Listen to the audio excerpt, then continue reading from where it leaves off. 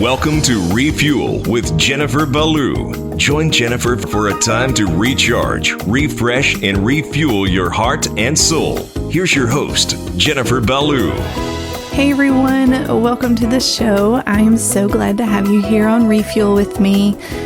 And today we are going to dive into another affirmation from my grandfather's list. And if you don't know what I'm talking about, go listen to the last couple of podcasts and catch up with us. But this one is on personal growth. And the saying that went with it is, every day in every way, I'm getting better and better. And I don't think that I really comprehended this statement until the last couple of years to the depth that I guess I do now. I understand it and I understood it as a little girl, but really that I am truly growing and changing every single day. And since I'm doing that in my walk with God, that I truly am getting better and better, no matter what the circumstances and all the things around me seem like.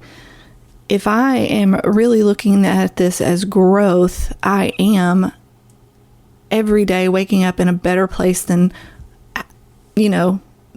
where I woke up the day before. One of the things I love this thought process, and if you have listened for a while, you know that I love art. I love creating. What I don't like to do, I don't like clay, like the real kind of clay. I like making clay earrings. That's not messy. But like to really, if you've ever sat down like at a potter's wheel with real clay, wet, messy stuff, I am horrible at it. Like I have tried. It is a disaster every time. But that process, when an artist sits down that really understands clay and can create from that, when they sit down with that clay, they have a vision of what they want to create. And it's just this blob. And they start molding it and shaping it and designing. And I don't even know where it comes from. My brain just doesn't even go there. But they know how to build that piece, that blob of dirt, into a vessel that you can serve from, a vessel that, can hold things, a vessel that you can pour from, a vessel that, you may even can bake in, or just all the different things. But, they had this intention for this thing of clay. And it is a messy process. I mean, it is extremely messy if I'm trying to do it. But even for these artists that do this all the time, the act of creating something from these lumps of clay, it is a messy process. And it's the same is true for ourselves, for our lives, and we forget that a lot of the times. I think we don't, we've heard the verse, we've heard different sermons, I'm sure, on, you are the potter, I am the clay, but we don't really stop and think of that process and how long it takes. And then there's a firing process to create the right, to pull all the water out of the clay so that it can be used, so that it's, kiln dried. And I mean, there's just so many different analogies you can pull from that if you really stop and look at that process. And then to understand how messy it is and that it is a process. God is way more concerned with the process in our lives than getting to the end results. We're all about that timeline. I know for me, I am, I have to throw that out the window a lot of the times because it's just my personality. I want, to see this timeline and where it's going and get to the end. But God, he is not he's not linear. He doesn't have a linear timeline. His timeline is like a big bowl of spaghetti. And he is way more concerned with the process than actually getting to that end result.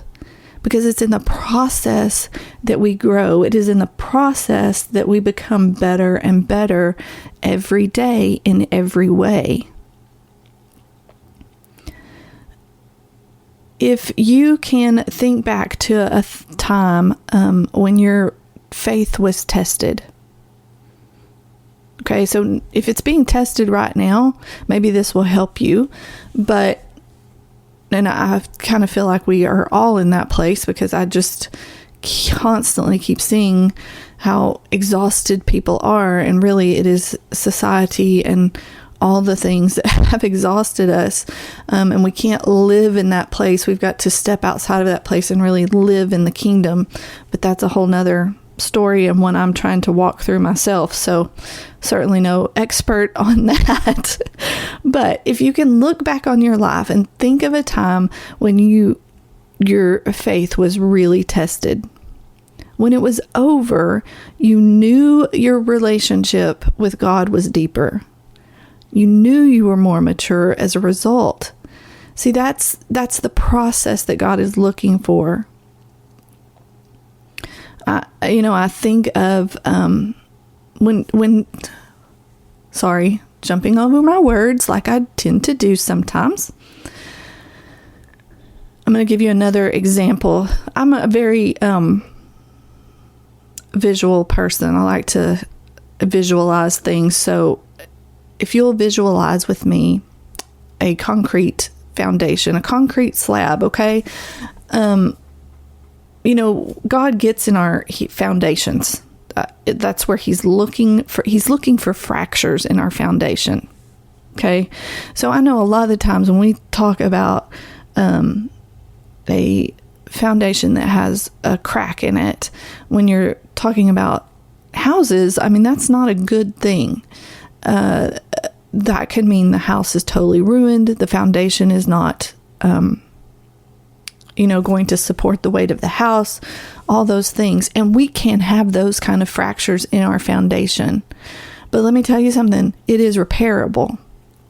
There are also just cracks that get in concrete. I don't know if any of you have ever had a concrete patio, or if you look at, concrete sidewalks. We have concrete floors in our house, and we built way back when that was kind of a new thing. And we have little, cracks in our concrete floors. I love our floors. It doesn't bother me. But, it's not structural. It's just a crack. But even those have a place of growth. Like, you could fill those in. We could make it stronger. Different things like that. One of our first houses had a concrete patio, and that thing was... it had so many cracks in it.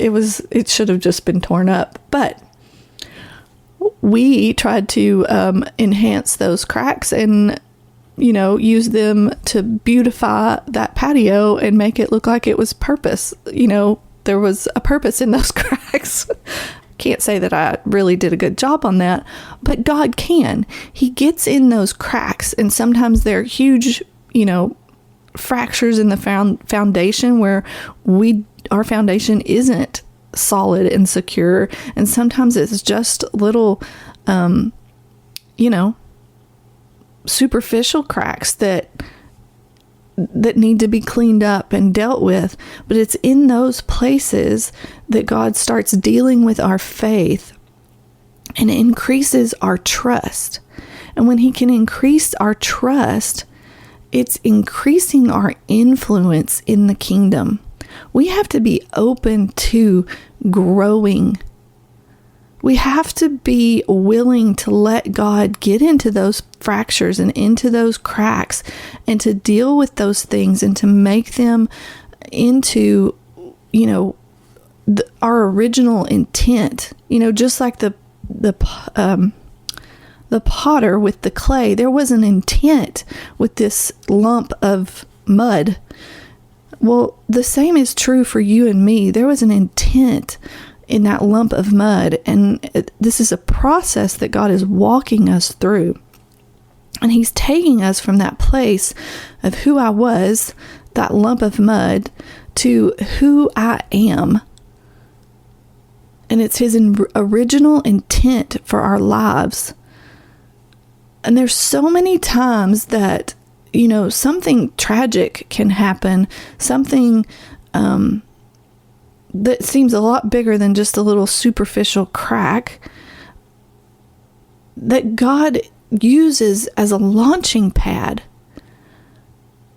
to get in there and get dirty with us and mold us and shape us into that person that he has designed us to be, so that we can start stepping into those destiny places, that we can start stepping into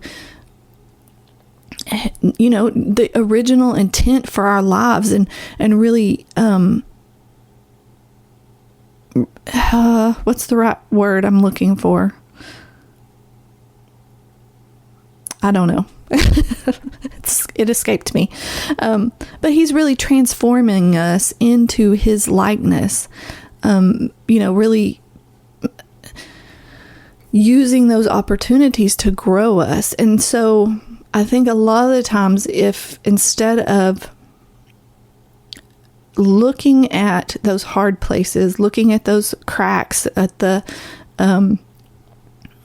messed up areas, the places that we really don't want to deal with or whatever, if we will start looking at those things and celebrating them, because it's an opportunity to grow.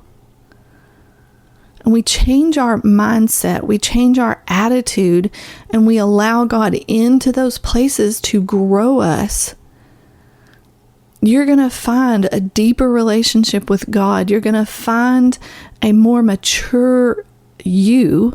You're going to find that you have transformed, and it was an everyday, every way process when you look back on it. It wasn't, it's just a continual thing. And I think we need to allow that process to happen. We've got to get out of that microwave mentality. And I'm preaching to myself, but because I like things to happen and happen quickly. I've learned over the years, to let that go, but it is just my nature that, I want when I'm learning something, for instance, watercolor or whatever, I'm just trying to think of something, I want to have learned all the things right then and be able to create a masterpiece. Well, it doesn't work that way.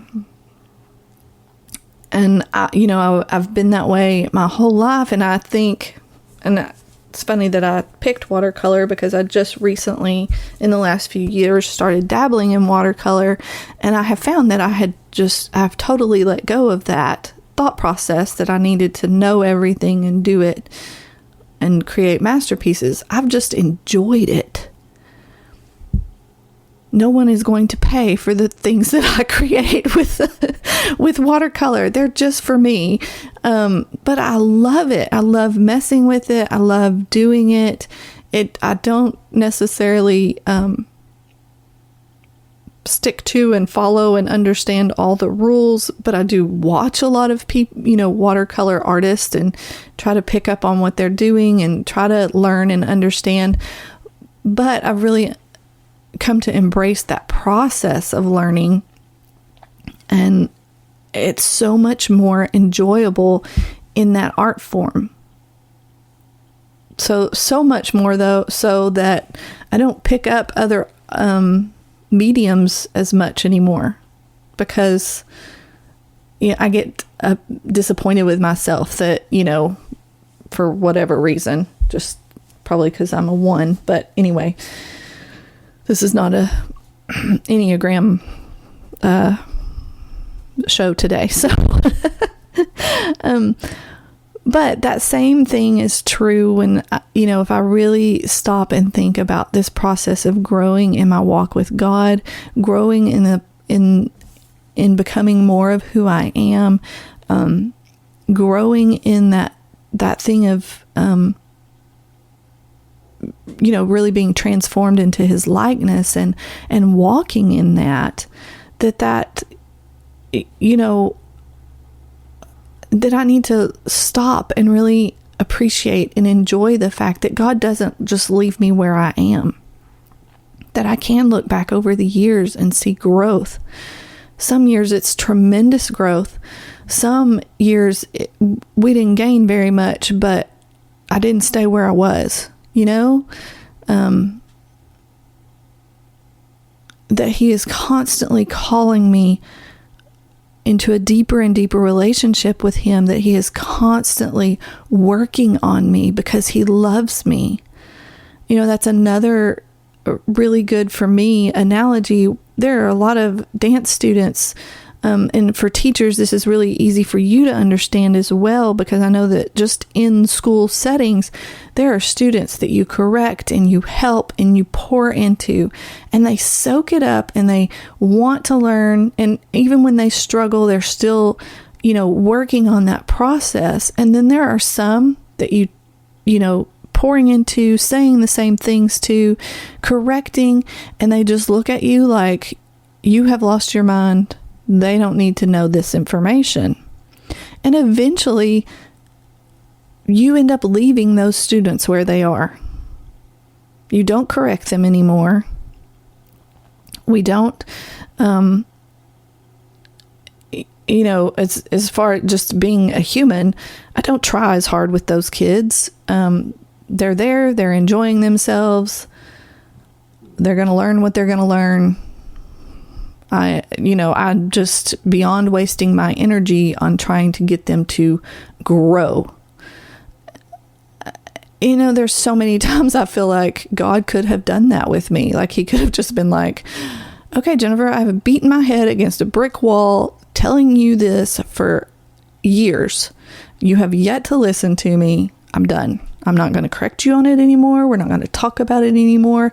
And you're just going to stay, and you're never going to become who I created you to be because you don't want to grow in this.